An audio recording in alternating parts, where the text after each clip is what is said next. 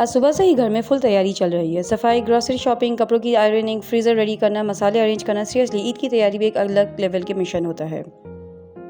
अस्सलाम वालेकुम everyone, welcome back to my vlog. आज का व्लॉग बहुत ही स्पेशल और इमोशनल है क्योंकि बकरा ईद आ रही है। इस ईद का सबसे स्पेशल पार्ट है अपना अपना बकरा। घर का एक बच्चा उसके साथ फ़ोटोज़ ले रहे हैं, उसको खाना खिला रहे हैं, नाम रख रहे हैं और ऑनेस्टली ये छोटी छोटी खुशियाँ ईद को ब्यूटीफुल बना देती हैं।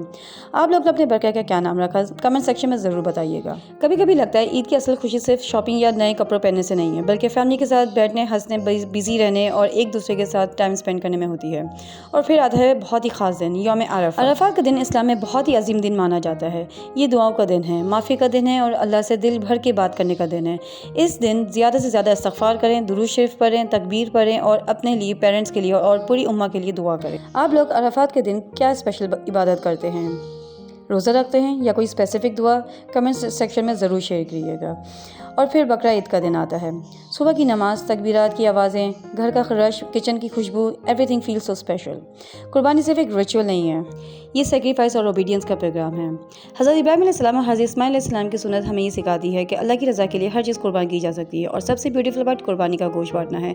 रिलेटिव्स, नेबर्स और ज़रूरतमंद लोग तक गोश्त ज़रूर पहुँचाइए। किसी के घर खुशी लेकर जाना, यही ईद का असल मकसद है। आजकल महंगाई और टेंशन की वजह से बहुत लोग परेशान हैं। इस ईद में अगर हम किसी एक फैमिली की भी हेल्प करते हैं, तो किसी को याद रखते हैं, किसी को गोश्त पहुँचा देते हैं, तो याद रखिए उनकी ईद हमारी वजह से खूबसूरत बन सकती है। आप लोग कुर्बानी का गोश्त किस तरह डिस्ट्रीब्यूट करते हैं? खुद जाके करते हैं या फिर किसी फैमिली मेम्बर्स की हेल्प करते हैं? कमेंट सेक्शन में ज़रूर बताइए। और ऑनेस्टली ईद का सबसे इमोशनल पार्ट तब होता है जब पूरा दिन बिजी रहने के बाद फैमिली एक साथ बैठकर खाना खाती है। वही मजाक, मस्ती, चाय, बारबेक्यू, बच्चों की आवाज़ें, प्राइसलेस मोमेंट। अल्लाह सबकी कुर्बानियाँ, इबादत और दुआओं को कबूल फरमाए। आमीन सुमा आमीन। अगर आप लोगों को मेरा व्लॉग पसंद आए तो लाइक, शेयर और सब्सक्राइब ज़रूर करें। मिलते हैं नेक्स्ट व्लॉग में। अल्लाह हाफ़िज़।